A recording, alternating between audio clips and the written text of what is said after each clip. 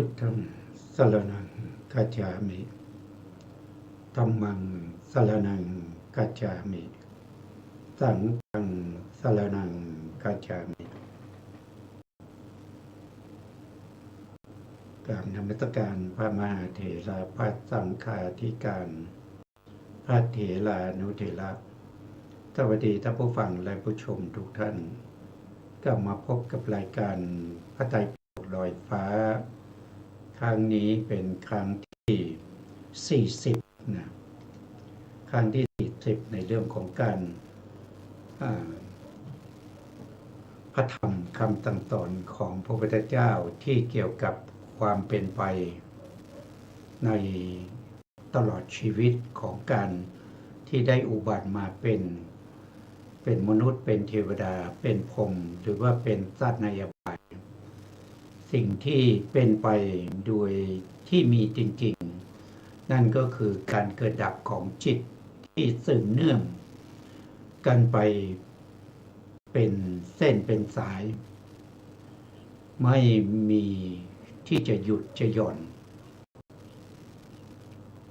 ที่เราเรียกว่าเป็นวิถีจิต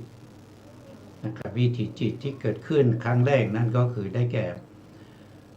ก่ตัวปฏิสนธิจิตที่เกิดขึ้นในภพภูมินี้ก็ถือว่าเป็นจิตดวงแรกในภพภูมินี้ถึงแม้จะยังไม่ได้ขึ้นวิถีในภพนี้แต่ก็เป็นจิตที่นับเนื่องในภพนี้ตลอดไปจนถึงจิตดวงสุดท้ายของภพนี้ที่เรียกว่าเป็นจุติจิตนะครับที่จะเกิดขึ้นในอนาคตอันใกล้หรืออันไกลของแต่ละคนก็ไม่เท่ากันนะครับก็ขึ้นอยู่กับบุญนะขึ้นอยู่กับบุญขึ้นอยู่กับกรรม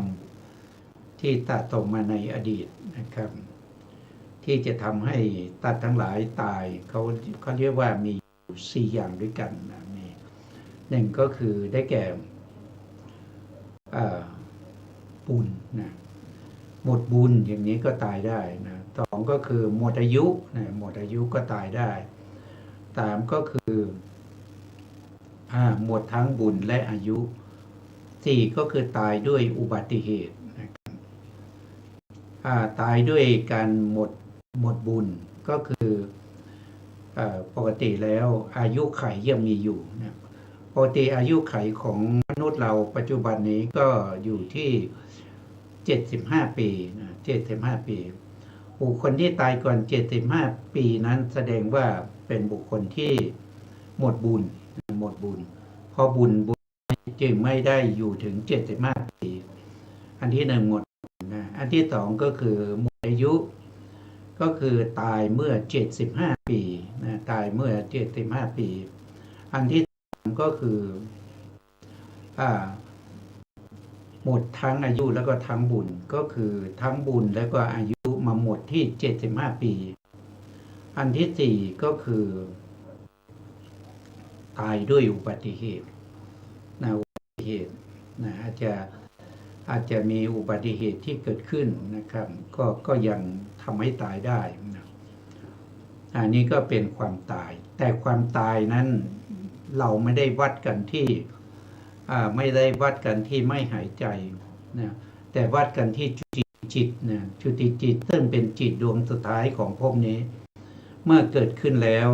เขาดับไป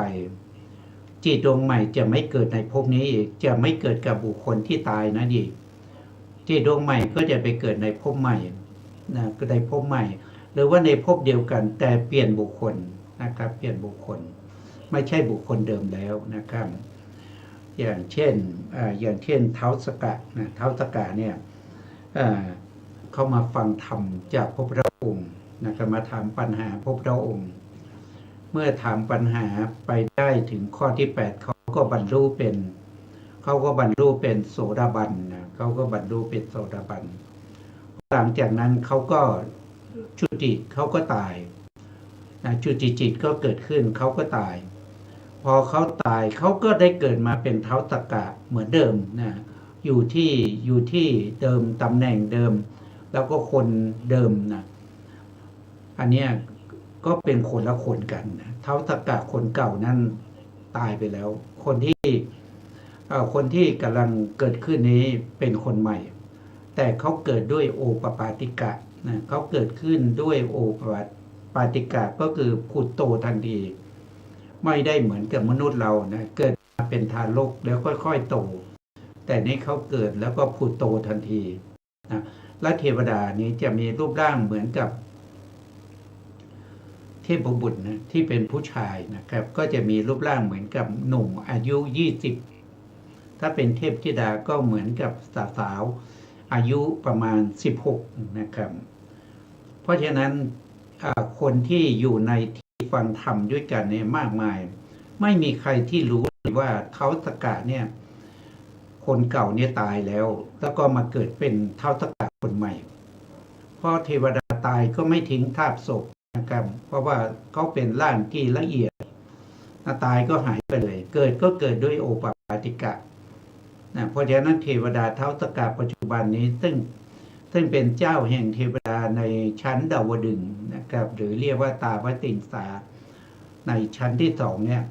นะครับก็เป็นองค์ใหม่นะไม่ใช่องค์เก่านะครับไม่ใช่องค์เก่าที่เกิดมาก่อนที่จะมีพระพุทธศาสนาของพระสัมมาสัมพุทธเจ้าศรีสักยมุนีศรีสักยมุนีโคตมะนะครับองค์นั้นเป็นองค์นะครับจุติไปแล้วนะแต่ปัจจุบันนี้เป็นองค์ใหม่นะครับเกิดขึ้นเมื่อฟังธรรมจากพระพุทธเจ้าโคตมะของเรานะครับถึงการถามปัญหาในข้อที่8ได้บรรลุเป็นโสดาบันนะครับแล้วก็จุตินะครับจุติแล้วก็เกิดอยู่ที่เดิมเพราะว่าโสดาบันนี้ไม่ต้องไปเกิดที่อบายนะครับอันนี้ก็เป็นความเกิดขึ้นแล้วความตายเนี่ยมันคืออะไรมันคือจิตนั่นเองนะครับถ้า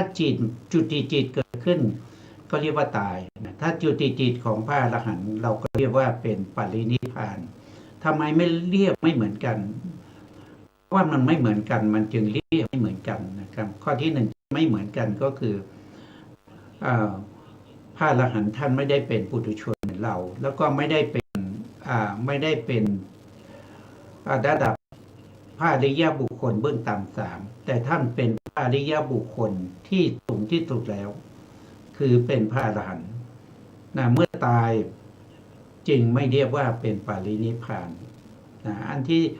จึงไม่เรียกว่าตายนะครับเรียกว่าปรินิพพานข้อที่2ก็คือปรินิพพานนี้ไม่มีการเกิดนะครับก็คือตายแล้วก็จุติจิตเกิดแล้วนะครับก็ไม่ไปถือปฏิสนธิในภพภูมิใดภพภูมิหนึ่งใน31ภูมินะครับจะไม่เกิดใน31ภูมิอีกแล้วแล้วจะไม่มีการเกิดอีกแล้วนะครับเข้าสู่นิพพาน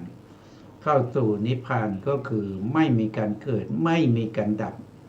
มีแต่ความสุขแต่นิพพานเป็นอนัตตาพอเข้าพระนิพพานก็ไม่ต้องเกิดไม่ต้องแก่ไม่ต้องเจ็บไม่ต้องตายนะครับนิพพานเป็นสุขอย่างเดียวแล้วนิพพานเป็นอนัตตานะครับนิพพานเป็นสภาวะที่บังคับบัญชาไม่ได้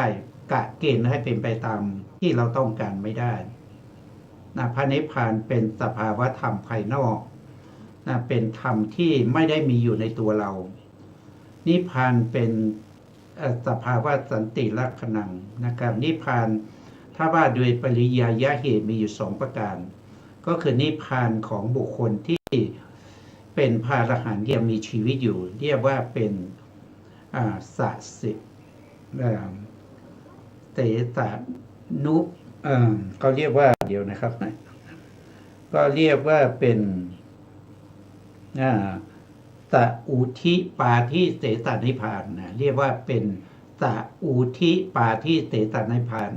ก็คือเป็นพระอรหันต์ที่กิเลสนิพพานไปแล้วที่กิเลสทั้งหลายอกุศลทั้งหลายอุปากิเลสทั้งหลายทั้งหมดทั้งมวลนี้นิพพานไปแล้ว อกุศลจะไม่เกิดในจิตของพระอรหันต์อีกอันนี้เรียกว่าเป็นตอุทิปาทิเตสานิพพานแต่ยังพระอรหันต์ยังมีชีวิตอยู่จิตใจของท่านก็จะเป็นกิริยาจิตนะเป็นกิริยาจิตเป็นจิตที่ไม่มีอกุศลกิเลสทั้งหลายเข้าประกอบด้วยนะสองก็เรียกว่าเป็นอนุปาทิเสสนิพพานอนุปาทิเสสนิพพานก็คือพระอรหันต์ท่านที่ท่านปรินิพพานแล้วคือจุติจิตของท่านเกิดแล้วนะจุติจิตของท่านเกิดแล้วจิตปฏิสนธิจิตใหม่ไม่มีนะไม่มีอันนี้เรียกว่าอนุปาทิเสสนิพพานนะครับอันนี้ก็เป็นเรื่องของจิตนะครับเรื่องของจิตเนี่ยมันมีมาตั้งแต่เมื่อไหร่นะครับก็ไม่สามารถที่จะบอกได้แม้แต่พุทธญาณยังไม่กำหนดนะว่าปฏิสนธิจิตของคนนั้นคนนี้เนี่ยมาเริ่มมีมาตั้งแต่เมื่อไหร่เนี่ยพุทธญาณยังไม่กำหนดเพราะพระองค์ยังไม่พยากรณ์ในคำถามนี้นะครับถามว่าพระพุทธองค์จะรู้ไหมนะคือมันถ้าจะรู้ก็น่าจะรู้ได้นะเพราะท่านเป็นสัพพัญญูแต่มันเสียเวลาที่จะต้องไปค้นหาซึ่งค้นหาต้นตอที่จะให้จิตเกิดขึ้นมาเป็นครั้งแรกนั้น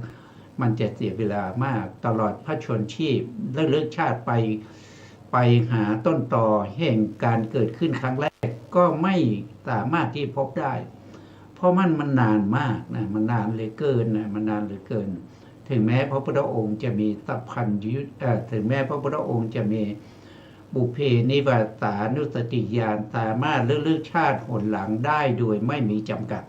แต่มันก็จะเสียพระองค์บอกว่าอย่าไปรู้เรื่องนั้นเลยนะมันเสียเวลานะครับมีคนไปถามนะพระองค์บอกว่าเธออย่าไปสนใจเรื่องนั้นนะครับเรื่องนั้นมันไม่มีประโยชน์นะมันไม่มีประโยชน์รู้แล้วมันไม่เกิดประโยชน์อะไรนะครับสิ่งที่เธอควรจะทำนั่นก็คือเธอจงตั้งใจฟังเราจะแสดงให้ทำให้เธอฟังนะเพื่อประโยชน์ของเธอนะครับพระพุทธองค์ส่วนมากก็จะตอบอย่างนี้นะครับคือไม่ได้พยากรณ์ว่าจิตเริ่มต้นครั้งแรกปฏิสนธิจิตครั้งเริ่มมาตั้งแต่เมื่อไหร่นั้นไม่ได้กำหนดไม่รู้คือเสียเวลาในการที่จะเฝ้าสังเกตหรือจะต้องเลือกชาติถอยหลังไปทีละชาติไปอย่างนี้มันเสียเวลาที่จะทำอย่างอื่นเพราะว่ามันยาวนานนะยาวนานเกินกว่าที่พระพุทธองค์จะไปรู้จะไปเลือกถอยหลังไปถึงแม้ว่าพระพุทธองค์เลือกได้รวดเร็วนะครับท่านบอกว่าหายใจเข้านะครับเฉพาะหายใจเข้าเนี่ยเลือกได้ถึง91กับแล้วหายใจออกอีก91กับแต่ก็ไม่สามารถที่จะเลือกไปถึงต้นตอเหตุการณ์เกิดขึ้นของจิตดวงแรกก็คือเกิดขึ้นครั้งแรกนะมันยาวนานเกินกว่าที่จะสามารถลึกได้นะตลอดพระชนชีพก็ลึกไม่ถึงนะครับเพราะว่า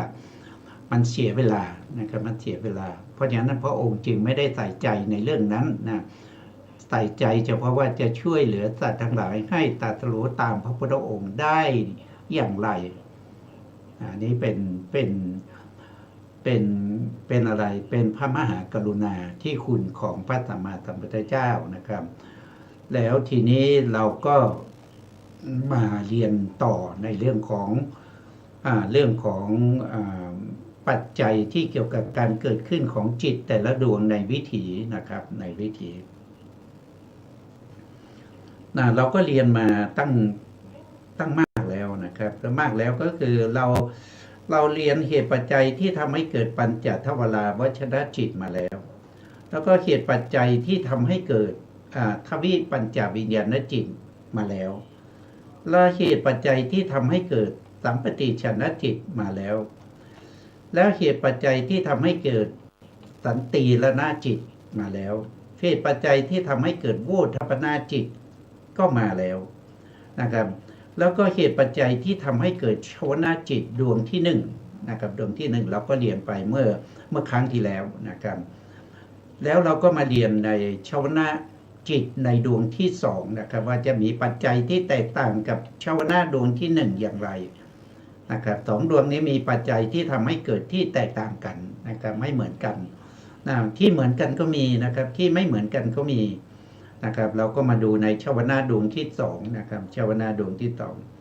ในชาวนะดวงที่สองเนี่ยท่านบอกว่ามีเจตสิกประกอบเหมือนกับชาวนะดวงที่หนึ่งเลย38ดวงนะ38ดวงนะคือถ้าเราพูดถึงในวิถีจิตนะครับชาวนะที่เกิดดวงแรกนะครับกับดวงที่สองที่สามที่สี่ไปจนถึงดวงที่7นะครับจะมีคุณสมบัติเหมือนกันหมดเลยนะครับมีเจตสิกประกอบเหมือนกันรู้อารมณ์เดียวกันนะครับอาศัยหาทายวัตถุเกิดเหมือนกันนะครับหรือบางทีก็อาศัยหาทายวัตถุอันเดียวกันเกิดขึ้นก็ได้นะครับหรือว่าจะอาศัยหาทายวัตถุคนละอันเกิดก็ได้นะครับขึ้นอยู่กับว่าหาทายวัตถุที่เป็นที่อาศัยเกิดของชวนาจิตนั้นจะมีอายุไปถึงไหนนะถ้ามีอายุมากกว่าชวนาจิตก็สามารถที่จะอาศัยเกิดได้แต่ถ้ามีอายุมากกว่าอายุน้อยกว่าชวนาจิตดวงใดดวงหนึ่งเช่นหาทายวัตถุมาดับที่ชวนาดวงที่สองเนี่ยอุปาทขณะของชวนาดวงที่สองเพราะนั้นชวนาดวงที่สองไม่สามารถจะเอาหาทายวัตถุนั้นเป็นอารมณ์เป็นที่อาศัยเกิดได้แต่ชวนาดวงที่หนึ่งก็อาศัยหาทายวัตถุนั้นเกิดได้เพราะยังอยู่ในถีติขณะนะครับอันนี้ก็เป็นในแห่งอาจารย์โบราณนะครับในแห่งอาจารย์โบราณนะครับแต่ถ้าเป็นในแห่งโทษทีเป็นในแห่งอาจารย์ภายหลังนะครับถ้าเป็นมติของอาจารย์โบราณเนี่ยท่านจะบอกว่าหาทายวัตถุนั้นจะต้องมีอายุเท่ากันกับอารมณ์ที่มากระทบอันนี้จะพูดถึงเฉพาะอารมณ์ที่เป็นเขาเรียกว่าเป็น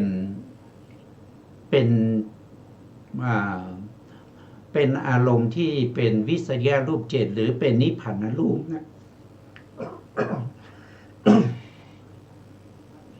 ถ้าเป็นอารมณ์ที่เป็นธรรมอารมณ์เนี่ยอารมณ์ที่เป็นธรรมอารมณ์เนี่ยมันจะมีอายุไม่มันมีอายุไม่แน่นอนนะครับธรรมอารมณ์มีอายุไม่แน่นอนธรรมอารมณ์บางอย่างเนี่ยจะมีอายุเท่ากับการเกิดดับของจิตเลยนะไม่มีอายุเท่ากับจิต17ดวงนะครับอย่างเช่นกายวิญญาณอย่างเนี้ยกายวิญญาณนี่เกิดพร้อมจิตดวงไหนก็ดับพร้อมจิตดวงนั้นนะครับแล้วก็วจีวิญญาณอีกเช่นกันนะครับเกิดพร้อมจิตดวงไหนก็ดับพร้อมกับจิตดวงนั้นนะเพราะฉะนั้นถ้าเป็นอารมณ์ประเภทที่เป็นวิสัยรูป7หรือว่าเป็นนิพพานรูป18ที่มีอายุเท่ากับ17ขณะของจิต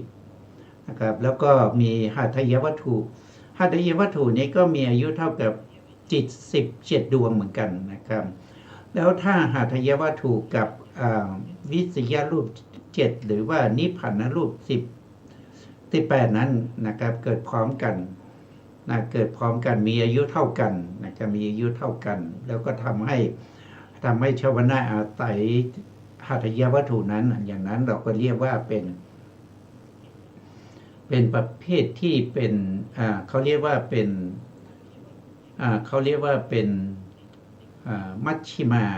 ยุกะจักขุประสาทนะเป็นมัชฌิมายุกะจักขุประสาทนะครับถ้าเป็นมันทายุกะมันทายุกะเนี่ยมันก็จะมีอายุน้อยกว่าอารมณ์นะครับถ้าเป็นประเภทที่เป็นเขาเรียกว่าเป็นมันทายุกะนะครับมัชฌิมายุกะแล้วก็มีอะไรอีกนะครับก็จะมีในส่วนที่เป็น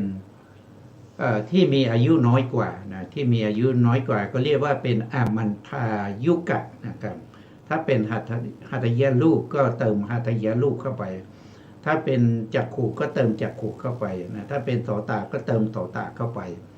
ถ้าเป็นขานะก็เติมขานะเข้าไป ถ้าเป็นชิวหาก็เติมชิวหาเข้าไป ถ้าเป็นกายะก็เติมกายะเข้าไป อันนี้ก็พูดถึงรูปขึ้นมานะครับ เพราะอะไรเพราะว่าเราเรียนในเรื่องของจิตแล้วเราก็จะไปส่งข้อหาอำนาจปัจจัยของรูปต่อไปนะของรูปต่อไปนะครับในชาวนาดวงที่สองนะครับก็จะแตกต่างกับชาวนาดวงที่หนึ่งอยู่จุดเดียวเท่านั้นนะครับนั่นก็คืออะไรนั่นก็คือในส่วนของอานันตละปัจจัยนะเขาจะได้อาเสวนปัจจัยมาด้วยนะเพราะชาวนาดวงที่สองเนี่ยไปเริ่มมีการเสพอารมณ์บ่อยๆนะครับเช่นชาวนาดวงที่หนึ่งนี่เขาเสพอารมณ์เป็นครั้งแรกใช่ไหมครับแต่ชาวนาดวงที่สองเนี่ยคือเขาเสพอารมณ์ต่อจากชาวนาดวงที่หนึ่งก็คือเสพมาอีกเสพบ่อยๆนั่นเองบ่อยๆตั้งแต่ชาวนาดวงที่สองนะครับไปจนถึงชาวนาดวงที่เจ็ดเนี่ยนะครับก็จะมีอาเสวนปัจจัยเข้ามาด้วยนะนี่ก็เป็นข้อแตกต่างกันนะครับส่วนรายละเอียดเราก็มาศึกษาพร้อมกันนะครับศึกษาพร้อมกันไปนะแต่ท่านบอกว่านะชาวนาดวงที่สองเนี่ยถ้าจัดกลุ่มในเรื่องของชาตินะในเรื่องของชาติเนี่ยมีอยู่9ชาติในเรื่องของปัจจัยนะครับอันที่หนึ่งที่เขาได้นั่นก็คือได้ต่างชาตชาตินะตาชาตชาติตาชาตชาตินั้นมีข้อกำหนดก็คือปัจจัยกับปัจจัยยุบันต้องเกิดพร้อมกันนะแต่จะดับพร้อมกันหรือไม่สนนะแต่สนเฉพาะว่าเกิดพร้อมกันเท่านั้นนะถ้าเกิดพร้อมกันทั้งปัจจัยและปัจจัยยุบันปัจจัยก็คือเป็นเหตุปัจจัยยุบันก็คือเป็นผลนะครับต้องเข้าใจนะครับปัจจัยเป็นเหตุปัจจัยยุบันคือผลนะเหตุกับผลเกิดพร้อมกันนะครับจัดเข้าอยู่ในต่างชาตชาติตรงนี้ท่านบอกว่าชาวนาดวงที่หนึ่งนะครับท่านสรุปมาตรงนี้นะชาวนาชาวนาดวงที่สองนะครับที่เกิดขึ้นได้เพราะอาศัยอำนาจของสังฆชาตชาติอยู่14ปัจจัยด้วยกันนะ14ปัจจัยด้วยกัน14ปัจจัยก็คือได้แก่สังฆชาตชาติใหญ่4นะครับอันนี้เรารู้อยู่แล้วไม่ต้องหานะครับยกมาเลยนะส่วนสังฆชาตชาติกลางก็ต้องหานะครับสังฆชาตชาติกลางนี้มีอยู่4ปัจจัยที่ปัจจัยก็คือ1อัญญมัญญปัจจัยนะอัญญมัญญปัจจัยก็คือจิตและเจตสิกเกิดร่วมกันเป็นอัญญมัญญปัจจัยได้นะแล้วถ้ารูปล่ะถ้ารูปกับจิตเนี่ยมีอัญญมัญญปัจจัยไหมท่านบอกว่ามีนะครับมีตรงไหนมีตรงที่ปฏิสนธิจิตนะตรงที่อุปาทขณะของปฏิสนธิจิตนะครับหาทายวัตถุที่เกิดขึ้นกับปฏิสนธิจิตเนี่ยเขาอาศัยซึ่งกันและกันเกิดขึ้นนะรูปกับนามนี่นะก็อาศัยกันเกิดขึ้นได้นะตรงนั้นนะแต่ตรงอื่นนี่ไม่ได้นะตรงอื่นไม่ได้นะใน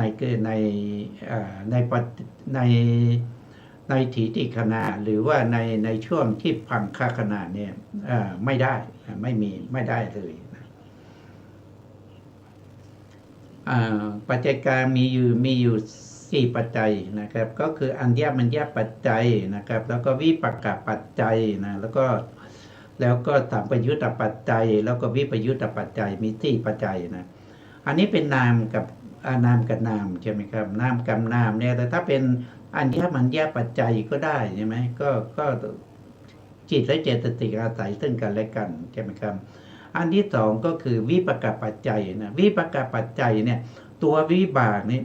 ตัวที่เป็นปัจจัยต้องเป็นวิบากนะครับเป็นวิบากถึงจะช่วยปัจจยุบันได้แต่ตรงนี้มันเป็นชาวนะชาวนะนี่ไม่ได้อาศัยวิบากเกิดขึ้นนะครับชาวนะไม่ได้อาศัยวิบากเกิดขึ้นชาวนะอาศัยชาวนะนี่เป็นกรรมใหม่นะครับเพราะฉะนั้นก็อาศัยอารมณ์เป็นใหญ่อาศัยอารมณ์เป็นใหญ่อาศัยโยนิโสมนสิการหรือว่าอโยนิโสมนสิการเป็นใหญ่นะที่นี่เป็นตรงนี้นะเป็นมหากุศลชวนาดวงที่สองนะเป็นมหากุศลเพราะฉะนั้นเขาอาศัยโยนิโสมนสิการเกิดขึ้นนะครับดวงนี้นะเพราะฉะนั้นวิปากปัจจัยไม่ได้นะครับไม่ได้นะครับ เอ่อเอ่อสาชาตชาติกลางอันที่3เลือกได้แก่สัมปยุตตปัจจัยก็คือประกอบกันนะจิตและเจตสิกที่เกิดพร้อมกันเขาประกอบกัน เพราะฉะนั้นได้สัมปยุตตปัจจัยนะครับและอีกปัจจัยหนึ่งก็คือต่างหากชาตาวิปยุตตปัจจัยก็คือไม่ประกอบกันนะครับปัจจัยกับปัจจัยยุบันไม่ประกอบกัน แล้วทีนี้ได้หรือไม่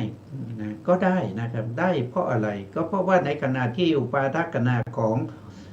ชวนาจิตดวงที่2เนี่ยที่เกิดขึ้นเนี่ยก็เกิดพร้อมกันกับจิตตชรูปนะจิตตชรูปที่เกิดที่อุปาทขณะของชวนาจิตดวงที่2นะเขาเป็นจิตกับเป็นรูปใช่ไหมครับเพราะเขาเป็นจิตเป็นรูปเขาจึงประกอบกันไม่ได้นะประกอบกันไม่ได้เขาเกิดพร้อมกันจริงเขาเกิดพร้อมกันแต่ประกอบกันไม่ได้ก็จะได้ตั้งหาชาตาวิปยุตตปัจจัยมาอีก1ปัจจัยเพราะนั้นเขาจะได้อยู่3ปัจจัยเขาไม่ได้อยู่1ปัจจัยก็คือวิปากปัจจัยนะวิปากปัจจัยไม่ได้เพราะฉะนั้นเขาได้ตามปัจจัยเล็กได้7นะปัจจัยเล็กได้7คืออะไรเราก็มาดูนะครับอันที่1เขาเรียกว่าเป็นกุศลเหตุ3นะกุศลเหตุ3ก็คืออโลภะอโทสะอโมหะนะครับที่เป็นเหตุให้ที่ช่วยประกาศละแก่มหากุศลชวนาดวงที่2นะครับเกิดพร้อมกันด้วยนะอันนี้เป็นเหตุเพราะฉะนั้นก็ได้เหตุปัจจัยมา1ปัจจัยนะปัจจัยเล็กนะต่อไปอันที่2ก็คือฉันทะวิริยะปัญญานะฉันทะวิริยะปัญญานะครับฉันทะนี้สามารถเข้าถึงอธิปดีได้นะวิริยะก็เข้าถึงอธิปดีได้ปัญญาก็เข้าถึงอธิปดีได้นะเพราะเขาอยู่ในจิตที่ทำหน้าที่ชาวนะแล้วก็มีเหตุ2ขึ้นไปแต่ตรงนี้เขามีเหตุ3นะครับเพราะฉะนั้นเขาเป็นอธิปดีได้นะเป็นอธิปดีได้เพราะฉะนั้นจึงได้ปัจจัยที่ชื่อว่าตหาชาตาที่ปฏิปัจจัยมาเป็นปัจจัยที่2นะครับปัจจัยที่3ในส่วนที่เป็นตหาชาตาชาติเล็กนะครับท่านก็บอกว่าก็คือได้แก่ตัวเจตนานะตัวเจตนาที่เกิดพร้อมกับมหากุศลชวนาดวงที่2นะครับเป็นเกิดขึ้นพร้อมกันเพราะฉะนั้นจึงเป็นสหชาตชาติแล้วเขาเป็นตัวกรรมนะตัวเจตนาเป็นตัวกรรมนะครับตัวกรรมเนี่ยเขามีความจงใจในการกระทำหรือว่าการกระตุ้นเตือนนะสัมปยุตตธรรมให้ทำหน้าที่ของตนในชวนะจิตดวงที่2นะครับฉะนั้นเขาจึงเป็นกรรมเมื่อเป็นกรรมเขาเกิดพร้อมกันด้วยจึงได้ชื่อว่าเป็นสังหาชาตกรรมปัจจัยนี่ก็ได้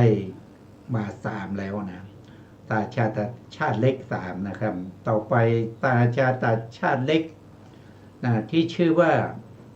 อาหารนะครับเป็นนามอาหารและปัจจัยนามอาหารและปัจจัยได้ไหมเราก็มาดูว่าในชวนะจิตดวงที่2เนี่ยมัน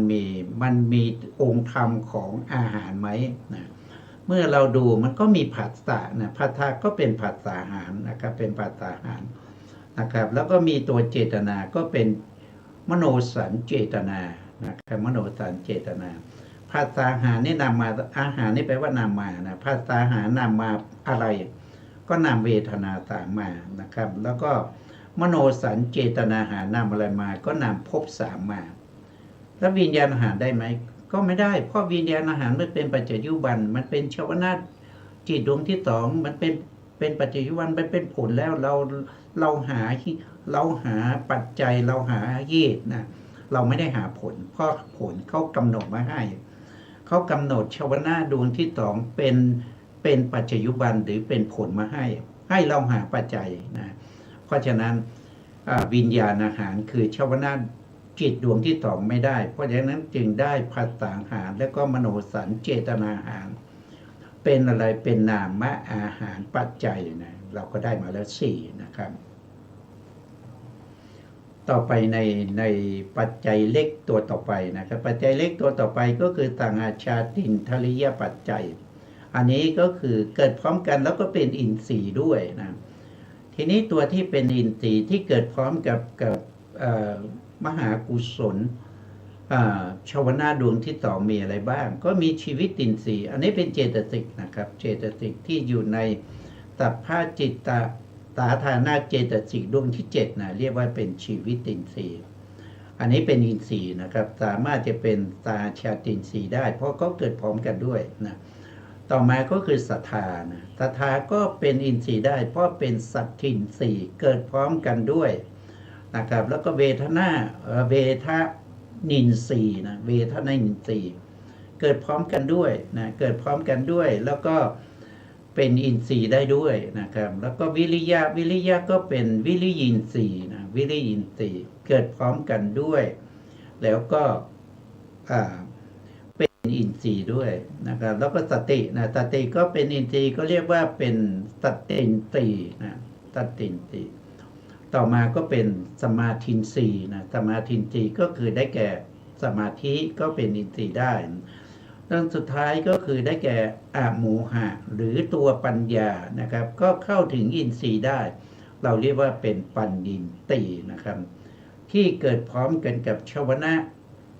มหากุศลชวนะดวงที่สองนะครับนะพวกนี้เป็นอินทรีย์หมดนะเพราะฉะนั้นจึงได้อำนาจปัจจัยที่ชื่อว่าสหชาตินทริยปัจจัยนะครับอันนี้ก็เป็นเท่าไหร่เป็น5แล้วนะได้สหชาตชาติเลขมา5แล้วนะต่อไปก็เป็นฌานปัจจัยนะฌานปัจจัยเนี่ยก็คือได้แก่องค์ฌานนะที่เราฟังหรือเราเรียนมานะครับเราก็รู้ว่าฌานเนี่ยเขาจะมีองค์ฌานอยู่5นะครับตัวฌานนะจิตนะครับเขามีองค์ฌาน5ก็คือมีวิตกวิจารปิติสุขแล้วก็เอกคตานะครับทีนี้เราก็มาดูว่าในชวนะจิตดวงที่สองที่เป็นกุศลมีองค์ฌานไหมก็มีองค์ฌานอยู่แล้วมีวิตกวิจารปิติสุขเอกคตาด้วยนะครับแล้วก็เกิดพร้อมกันกับมหากุศลชวนะดวงที่สองด้วยฉะนั้นจึงได้อำนาจปัจจัยที่ชื่อว่าฌานะปัจจัยซึ่งเป็นตาชาตชาติเล็กนะครับก็เป็น6แล้วนะครับ6ทีนี้ตาชาตชาติเล็กเนี่ยมีอยู่7นะครับมีอยู่7นะ7ก็คือได้แก่มรรคปัจจัยนะมรรคปัจจัยทีนี้มรรคปัจจัยในองค์ธรรมของมรรคนี่มี9นะครับมี9ก็เริ่มตั้งแต่อกุศลมาก็คือตัวทิฏฐิก็เป็นองค์มรรคนะครับเป็นวิชามรรคนะครับแล้วก็สัมมาทิฏฐินะคือตัวปัญญาก็เป็นองค์มรรคนะแล้วก็สัมมา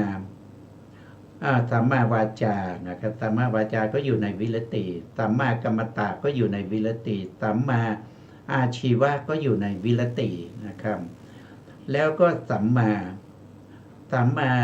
วายามะก็คือวิริยะสัมมาสติก็คือสติสัมมาสมาธิก็คือได้แก่เอกคตานะครับแล้วก็ตัววิตกได้แก่อะไรก็ได้แก่สัมมาสังกัปปะนะครับเพราะฉะนั้นเจตสิกเหล่านี้เกิดพร้อมกันกับมหากุศลชวนะดวงที่สองนี้ฉะนั้นจึงได้อำนาจปัจจัยที่ชื่อว่ามรรคปัจจัยมานะครับฉะนั้นนะครับในสหชาตชาติสรุปแล้วก็ได้ตามที่ท่านได้แสดงไว้นะก็คือได้อำนาจปัจจัยในกลุ่มของสหชาตชาติ14ปัจจัยแยกเป็นปัจจัยใหญ่4ปัจจัยกลาง3แล้วก็ปัจจัยเล็กอีก7นะครับอันนี้ก็เป็นลักษณะนี้ทำไมเราต้องมาเรียนนะครับทำไมเราต้องมาเรียนมาต้องศึกษานะก็เพราะสิ่งเหล่านี้มันเป็นอะไรมันเป็นคำสั่งสอนของพระเจ้านะครับเป็นคำสั่งสอนของพระเจ้าที่พระสารีบุตรได้รับถ่ายทอดมาจากพระพุทธเจ้านะครับถ่ายทอดมาจากพระพุทธเจ้าแล้วก็มาแสดงแก่ลูกศิษย์ของพระสารีบุตร500นะครับแล้วก็สืบต่อกันมาจนถึงปัจจุบันแล้วก็ที่สำคัญเนี่ยปัจจัยนะมันเกี่ยวกับเรื่องของวิปัสสนานะครับถ้าใครไม่รู้ปัจจัยนะไม่สามารถที่จะบรรลุธรรมได้นะครับ เพราะว่าวิปัสสนามันเป็นวิปัสสนาญาณที่สองที่เรียกว่าเป็นปัจจยปริฆหายาน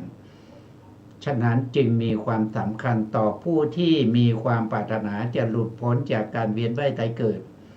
นะครับเห็นว่าความเกิดนี่มันเป็นทุกข์เหลือเกินไม่อยากเกิดอีกแล้วนะเพราะฉะนั้นจะต้องรู้นะครับจะต้องมีความรู้ความเข้าใจในเรื่องของปัจจัยนะครับเพราะว่าการรู้ที่ไม่ก่อให้เกิดประโยชน์เนี่ยนะครับไม่ก่อให้เกิดประโยชน์เนี่ยเรารู้มากมายนะครับเรารู้มากมายรู้มาตั้งแต่อเนกชาตินะครับจนถึงปัจจุบันเราก็ยังรู้อยู่นะแต่มันไม่ได้ก่อให้เกิดมันไม่ได้ก่อให้เป็นปัจจัยในการที่จะได้มรรคผลนิพพานแล้วเราก็ยังชื่นชมยินดีกับความรู้เหล่านั้นอยู่นะครับอย่างนี้มันก็ไม่พ้นทุกข์นะตายแล้วเกิดอีกนะมันก็จะมารู้อย่างนั้นอีกนะแต่ถ้าเรารู้ในเรื่องของปัจจัยซึ่งเป็นตัวที่สนับสนุนวิปัสสนานะสนับสนุนวิปัสสนาให้เจริญก้าวหน้านะครับแล้วสามารถที่จะเข้าถึงมรรคผลนิพพานได้ด้วยนะเพราะฉะนั้นการที่เราศึกษาเรื่องของปัจจัยนะครับเรื่องของปัจจัยที่เป็นปัจจัยให้เกิดรูปเกิดนามนะครับแล้วเราก็จะเข้าใจในเรื่องของความเกิดขึ้นของรูปนามไม่ใช่ว่ารูปอยู่ดีๆนะอยู่ๆรูปก็เกิดขึ้นมาโดยไม่มีเหตุไม่มีปัจจัยนะอยู่ดีๆรูปนั้นก็ดับไปโดยไม่มีเหตุไม่มีปัจจัยไม่ใช่อย่างนั้นเลยนะครับรูปทุกรูปที่เกิดมาด้วยอำนาจปัจจัยแล้วก็อำนาจปัจจัยที่ทำให้รูปเกิดก็ไม่ได้มีอำนาจปัจจัยอันเดียวหรืออย่างเดียวนะครับแล้วก็ปัจจยุบันนะครับคือรูปที่เกิดจากเหตุมีอย่างเดียวก็ไม่ใช่นะมีปัจจยุบันก็คือมีผลมากๆนะครับเหตุมากๆให้เกิดผลมากๆไม่ใช่ว่าอย่างใดอย่างหนึ่งนะครับเพราะฉะนั้นจำเป็นต้องศึกษาทำความรู้ความเข้าใจนะครับมีคนมาบ่นว่าโอ้ปฏิบัติธรรมมาเป็น10 ปี20 ปีไม่เห็นได้อะไรเลยก็เพราะเราไม่รู้ไงเราปฏิบัติไปด้วยความไม่รู้นะครับเพราะฉะนั้นมันจึงไม่เข้าถึงวิปัสสนาญาณได้นะเราต้องรู้นะครับเราต้องรู้แล้วก็ทำความเข้าใจมันจะเข้าถึงวิปัสสนาญาณได้นะต่อไปในกลุ่มที่2นะครับโดยความเป็นอารัมมณชาติอารัมมณชาติมีข้อกำหนดก็คือตัวปัจจัยเป็นอารมณ์นะครับตัวปัจจยุบันคือผลนั้นได้แก่ผู้รู้อารมณ์นะผู้รู้อารมณ์ฉะนั้นในข้อนี้ก็คือปัจจัยคืออารมณ์นะครับปัจจยุบันคือผู้รู้อารมณ์ก็ได้มา4ปัจจัยนะได้มา4ปัจจัยในส่วนที่เป็นอารัมมณชาติเนี่ยมีอยู่8ปัจจัยนะแต่เขาได้มา4ปัจจัยนะมีอะไรบ้างก็มีอารัมมณปัจจัยนะอันนี้ต้องได้เสมอนะครับต้องได้เสมอถ้าพูดถึงจิตเป็นปัจจยุบันจิตหรือเจตสิกเป็นปัจจยุบันเนี่ยจะขาดอารัมมณปัจจัยไม่ได้คือจิตเกิดขึ้นมาพร้อมกับเจตสิกจะต้องรู้อารมณ์นะถ้าไม่มีอารมณ์ให้เขารู้เขาจะไม่เกิดนะครับเพราะฉะนั้นข้อที่1ต้องได้เสมอเลยนะครับถ้าพูดถึงอารัมมณชาติต้องได้ข้อที่1มาก่อนนะครับในข้อที่2ก็คืออารัมมณปูเรชาตปัจจัยอันนี้ก็คืออารมณ์ที่เกิดก่อนแล้วก็ยังตั้งอยู่นะอย่างเช่นสีเนี่ยมันเกิดก่อนแล้วมันตั้งอยู่จิตของเราถึงไปเห็นใช่ไหมครับเพราะนั้นรูปอารมณ์เนี่ยเกิดขึ้นก่อนแล้วก็ตั้งอยู่นะครับเป็นปัจจัยให้มหากุศลชวนะดวงที่2เนี่ยนะดวงที่2ในวิถีจิตนะไม่ใช่ดวงที่2ในแผนภูมินะครับทำให้เกิดขึ้นได้นะก็ได้อารัมมณปุเรชาตปัจจัยนะ3ก็คืออารัมมณปุเรชาตถิปัจจัยอันนี้ก็คืออารมณ์เกิดขึ้นก่อนอัตถิก็คือยังมีอยู่นะครับยังไม่หายไปยังมีอยู่อารมณ์นั้นยังมีอยู่นะคือรูปอารมณ์ที่เกิดขึ้นมาแล้วสีนั้นเกิดขึ้นมายังตั้งอยู่นะมหากุศลชวนะดวงที่2จึงไปอาศัย นะครับอาศัยเป็นอารัมมณปัจจัยนะแล้วข้อที่4นะครับก็คืออารัมมณปุเรชาตาอวิคตาปัจจัย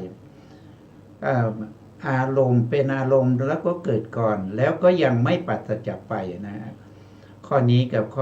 ข้อที่เป็นอารัมมณปุเรชาตาทีนี่เหมือนกันนะเหมือนกันแต่สำนวนไม่เหมือนกันนะช่วยประการละแก่มหากุศลชาวนาดวงที่2ด้วยอำนาจของอารัมมณปุเรชาตะอาวิคตาปัจจัยก็ได้มา4ปัจจัยแล้วปัจจัยอีกเหลืออีก4ปัจจัยทำไมไม่ได้นะไม่ได้ก็เพราะว่าปัจจัยที่เหลือนะครับก็จะเป็นที่อารัมมณธิปติปัจจัยอารมณ์นั้นจะต้องเป็นอธิปดีอารมณ์นะครับแล้วก็อารัมมณูปานิสยปัจจัยนะอันนั้นก็จะต้องเป็นอารมณ์ที่ดียิ่งนะครับ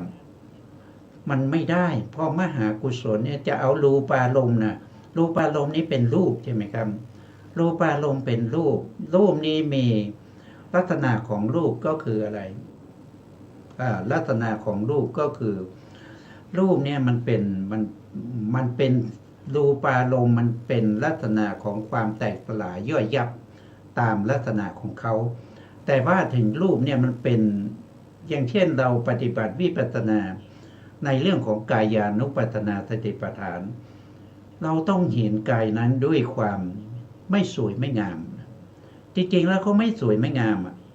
นะแต่เราไปยึดถือว่ามันสวยมันงามแต่มหากุศลมันเป็นจิตที่เป็นกุศลมันเป็นจิตที่ฉลาดเพราะฉะนั้นจะไม่ยึดถือรูปารมณ์ให้เป็นอธิปดีอารมณ์ไม่เอาเขาจะเอามหากุศลเนี่ยเขาจะเอาจิตนะเอาจิตนะเป็นมหากุศลได้เป็นอธิปดีอารมณ์ได้นะครับแล้วก็มีสองอย่างนะครับที่เป็นอารมณ์ก็เรียกว่าเป็นอารัมมณปุเรชาตะชาตะที่ปัจจัยก็คือหมายถึงว่าเอาวัตถุนะครับที่เป็นอารมณ์แล้วก็เป็นที่เกิดของมหากุศลนะเป็นอารมณ์นะอย่างนี้เนี่ยมันเป็นไปไม่ได้ทำไมเป็นไปไม่ได้ก็เพราะว่ามหากุศลเนี่ยเขาอาศัยหทัยวัตถุเกิดแต่ตอนนี้ปัจจัยเขาเป็นรูปารมณ์มันก็เลยไม่ได้เพราะฉะนั้นก็เลยไม่ได้วัฏฐาลัมมณปุเรชาตานิสยปัจจัยไม่ได้แล้วอีกอันหนึ่งก็คือวัฏฐาลัมมณปุเรชาตาวิปยุตตปัจจัยอันนี้ก็เช่นเดียวกันนะครับเพราะว่าวัฏฐาลัมมณปุเรชาตาเนี่ยมันหมายถึงว่าเอาวัตถุที่ตัวเองอาศัยเกิดนะเป็นอารมณ์แล้วก็วิปยุตคือไม่ประกอบกันนะครับไม่ประกอบกันแต่ช่วงหน้าไม่ได้อยู่แล้วเพราะว่ามหากุศลเขาไม่ได้อาศัยรูปารมณ์เกิดนะมีรูปารมณ์เป็นอารมณ์เขาจึงไม่ได้ปัจจัยนั้นนะครับเพราะฉะนั้น4ปัจจัยที่ไม่มาในอารัมมณชาติก็คือได้แก่อารัมมณธิปติปัจจัยอารัมมณูปานิสยปัจจัยวัฏฐาปุเรชาตะนิสยปัจจัยวัฏฐาปุเรชาตะวิปยุตตปัจจัยนะครับมาไม่ได้นะครับก็ได้แค่4ปัจจัยนะต่อไปในกลุ่มที่3คืออนันตรปัจจัยอนันตรปัจจัยเนี่ยมี6ปัจจัยหรือ7ปัจจัยนะครับแต่ตรงนี้เขาได้มา6นั่นแสดงว่าขาดไป1ปัจจัยที่ไม่ได้นะครับที่ไม่เข้ามานะครับนั่นที่ไม่เข้ามานะได้แก่ปัจจัยอะไรนะครับก็คือได้แก่เนี่ยถ้าเราไปดูในการสงเคราะห์นะครับในการสงเคราะห์ในเรื่องของอานันตรเนี่ยอานันตรปัจจัยมีอยู่7ปัจจัยใช่ไหมอานันตรปัจจัยนะครับอันนี้ได้นะสมานันตรปัจจัยอันนี้ก็ได้นะอานันตรูปานิสยปัจจัยก็ได้ อาเสวนาปัจจัยก็ได้นะเพราะเขาเป็นชาวนาดวงที่สองถ้าเป็นชาวนาดวงที่หนึ่งในวิถีไม่ได้นะ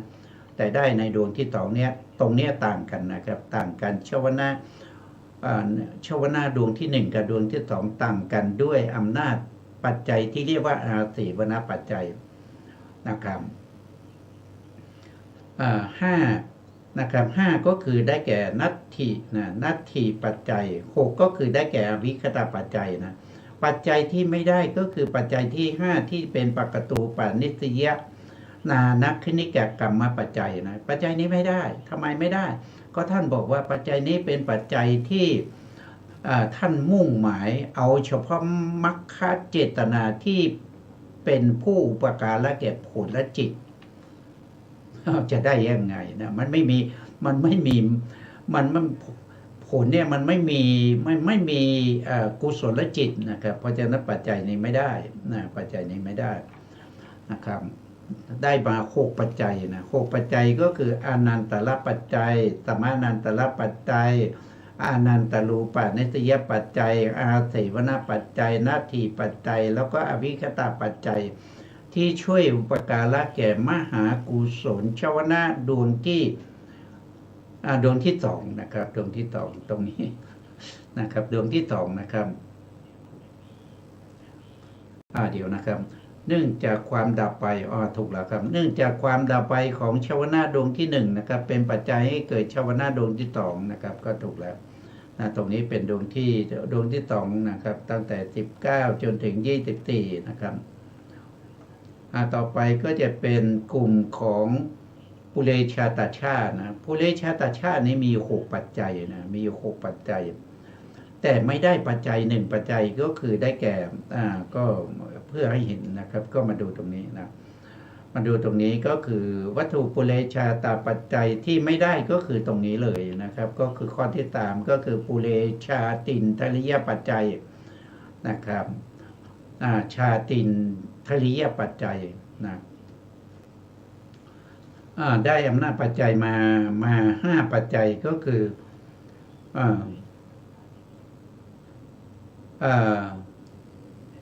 อันนี้มีข้อกำหนดก็คือ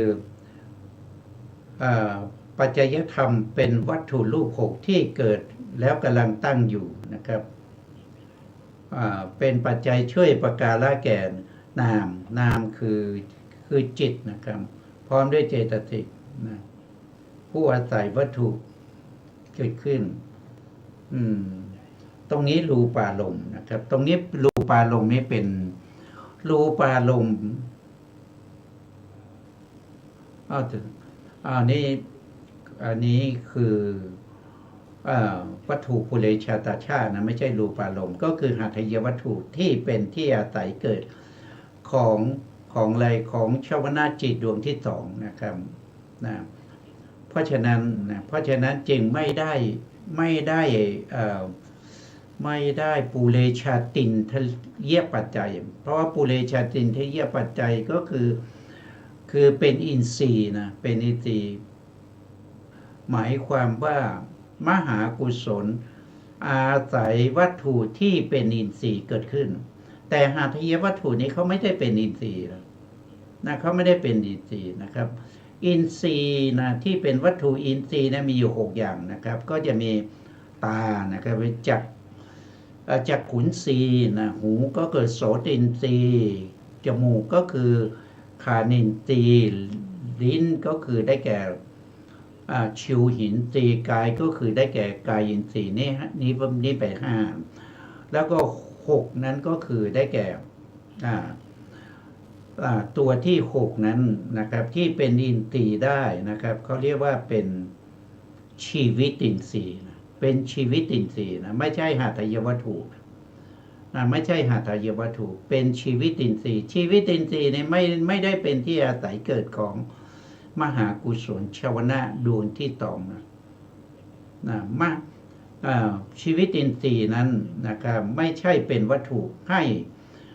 มหากุศลชวนะดวงที่สองเกิดนะครับเพราะฉะนั้นจึงไม่ได้ปุเรชาตินทรีย์มานะครับก็ได้อำนาจปัจจัย5ปัจจัยนะปัจจัยที่6ไม่ได้นะ ต่อไปนะครับในกลุ่มที่5นะครับก็คือปกตูปานิสยปัจจัยนะมีอยู่1ปัจจัยนะก็ได้มานะทำไมได้มาท่านบอกว่าอุปาณิสัยที่มีมาในชวนาก่อนๆนะในชวนาก่อนๆที่มีอุปาณิสัยนะครับเป็นอุปาณิสยปัจจัยให้แก่ชวนาดวงที่2คือความเราเคยมีชวนาในลักษณะนี้มาแล้วในวิถีก่อนๆนะครับเพราะฉะนั้นชวนาในวิถีก่อนๆนี้จึงเป็นปัจจัยที่เรียกว่าเป็นปกตูปานิสยปัจจัยนะเนี่ยปกตูปานิสยปัจจัยนะครับให้แก่ชวนาจิตดวงที่2นะครับ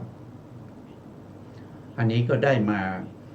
30ปัจจัยนะครับสรุปแล้วนะครับชาวนาดวงที่2ได้อำนาจปัจจัย30ปัจจัย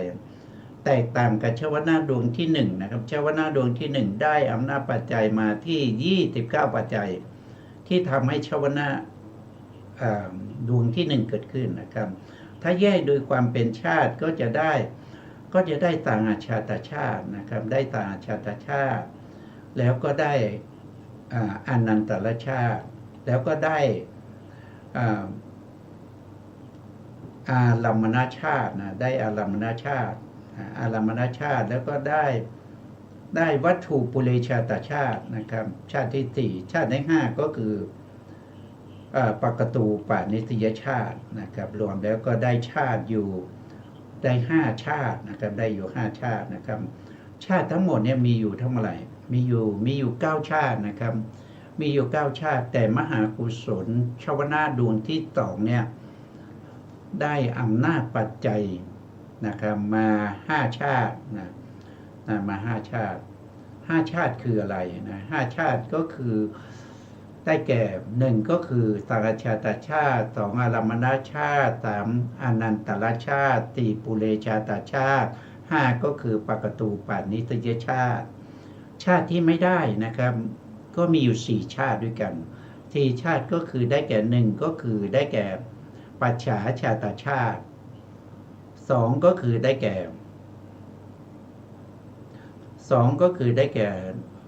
รูปอาหารชาติ3ก็คือได้แก่รูปชีวิตตินทยชาติ4ก็คือได้แก่นานักคณิกะกรรมชาตินะครับก็ไม่ได้อยู่4ชาติได้มา5ชาตินะครับอันนี้ก็ช่วยประกาศละแก่มหากุศลชวนะในดวงที่2นะครับในดวงที่2เราจะเห็นได้ว่าสิ่งที่จะเกิดขึ้นนะครับมันจะต้องใช้อำนาจปัจจัยมากมายเหลือเกินมากมายเหลือเกินไม่ใช่น้อยนะครับไม่ใช่น้อยนะอันนี้ก็ให้ดูว่าไม่มีสิ่งใดเกิดขึ้นเองโดยไม่มีเหตุไม่มีปัจจัยนะครับสิ่งทั้งหลายที่เกิดขึ้นได้ก็ต้องอาศัยเหตุและปัจจัยนะครับถึงจะเกิดขึ้นได้ถ้าไม่มีเหตุปัจจัยนะครับเกิดไม่ได้นะครับที่ไม่มีเหตุปัจจัยนะครับก็มีอย่างเดียวคือพระนิพพานนะพระนิพพานเนี่ยไม่มีเหตุไม่มีปัจจัยเกิดเขามีอยู่แล้วนะเขาไม่เกิดเขาไม่ดับเขามีความสุขนะความสุขที่พ้นไปจากกามสุขพ้นไปจากฌานสุขนะพ้นไปจากความสุขที่เป็นกามเป็นฌานทั้งหลายนะครับแต่เป็นโลกุตระสุขนะครับเป็นโลกุตระสุขซึ่งเราไม่สามารถที่จะมีนะเราก็ไม่รู้ได้นะเราเรียนตามที่พระพุทธองค์ได้แสดงไว้นะครับแต่การเรียนของเราเนี่ยเรียนตามคำสอนของพระเจ้านะมุ่งหน้าสู่โลกุตระธรรมนั่นก็คือมุ่งหน้าสู่พระนิพพานนั่นเองในที่สุดเราก็จะเข้าใจนะครับถ้าเราได้นิพพานเมื่อไหร่เราก็จะเข้าใจเมื่อนั้นนะครับวันนี้เวลาหมดแล้วนะสุดท้ายนี้นะครับก็ขอกราบขอบคุณพระครูสมมติวิทยวัฒน์วรกิจโจผู้อำนวยการสถานีวิทยุเพื่อการศึกษาพระพุทธศาสนาและวัฒนธรรม FM